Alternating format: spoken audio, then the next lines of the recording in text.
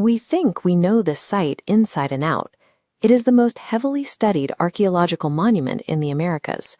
Yet in July 2026, researchers announced the discovery of over 2.5 kilometers of undocumented roads lying right next to the Mandor Wall, just a stone's throw from the famous citadel. In the Peruvian Andes, history is swallowed by extreme geography.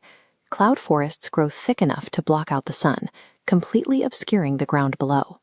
If 2.5 kilometers of stone paths can sit undetected beside our most famous ancient monument, it raises an obvious question: what else is hiding in the dark? Today, remote sensors and data science are acting as a new kind of lens. They are piercing these geographical blind spots to expose a continent heavily networked by ancient engineers. For over a century, the Mandor sector east of Machu Picchu remained largely a mystery, simply because the vegetation there is practically impassable. To map the ground without physically cutting through the forest, researchers deployed LiDAR. Laser pulses fire into the canopy, producing a bare earth model that strips away the green layer. Underneath, topography revealed agricultural platforms and a massive stone highway. Following the route, archaeologists identified sharp, zigzagging patterns, a signature of Inca engineering. The physical path is undeniable. Now, field crews must excavate to determine exactly when the stones were laid and where the route ultimately leads. Finding this level of infrastructure directly challenges the idea of Machu Picchu as a remote, isolated retreat. It functioned as an active node within a highly developed regional system.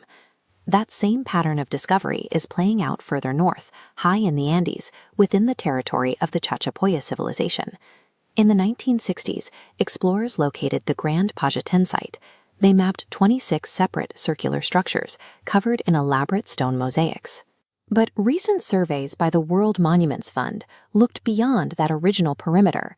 They found more than 100 additional buildings completely hidden in the brush. The addition of 100 buildings changes the site's entire classification. It shifts Grand Pajaten from a small ceremonial gathering place into a dense, sprawling urban center. This survey confirms that Grand Pajaten functioned as a coordinated system of pre-Hispanic settlements, expanding our map of the Chachapoya world. The Incas scaled this complexity down from mountain roads to a handheld physical device, the quipu. Historians traditionally classified these knotted strings as basic counting tools. Look closer, and they behave exactly like a modern computer science data structure. The architecture is hierarchical. A main chord acts as a root directory, with subsidiary chords branching into subgroups to organize quantitative data like a modern spreadsheet. To streamline calculations, top chords act as summation cells, totaling the knotted values beneath. The system even accounts for metadata. The color of a string serves as a classification tag, sorting the information much like a modern operating system organizes file types. This diagram illustrates a modern computer file system mapped onto quipu rules. Green strings designate standard directories, yellow strings tag read-only data, and red strings indicate hidden files. They also built in security. By permuting or intentionally reordering the specific sequence of the knots, the creator could encrypt the data so that only authorized readers could decipher it. The combination of hierarchical grouping, colorful metadata tagging, and intentional knot permutation allowed the Incas to maintain a sophisticated, protected information system using nothing but cord and wool. The extreme geography of Peru creates harsh transition zones where the high altitude of the Andes plunges into the Amazon basin. The Alto Mayo region sits squarely in one of these borders. It operates as an intact ecological vault, protecting species completely unknown to science.